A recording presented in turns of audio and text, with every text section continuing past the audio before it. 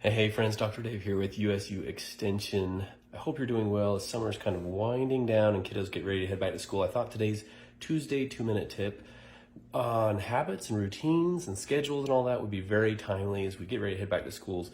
It's really important. Kids thrive with predictability, stability, and routines. They love knowing what comes next. And so as we move into better habits, sometimes this long, 5-month summer, it feels like, has kind of disrupted maybe sleep routines and other routines, that getting to bed earlier and starting those little habits of, all right, you got to make your lunch before you go to bed, you got to get to bed early, you got to get up at a certain time. Starting into those habits can be stressful, especially that first week as our bodies and as children's bodies adjust to the new thing. So here is the tip today, and it has to do with habits. And so recently I'm reading a great book called I think The Power of Habit, and by Charles Duhigg.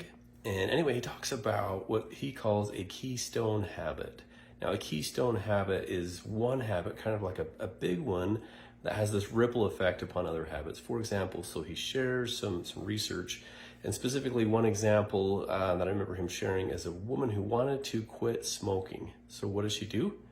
She actually started exercising. That was the keystone habit. And when she started exercising, then she wanted to eat better. So her diet and nutrition improved, her sleep improved, and also her money management habits improved. And so what it did is it had this cascading effect. So it cascades over the exercising did, the keystone habit, into other areas of her life. And the research continues to show that is the case.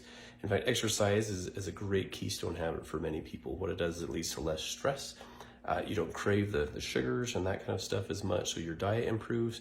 I don't know how the money management stuff improves, but study after study show that improves as well with exercise. So more patience and less stress.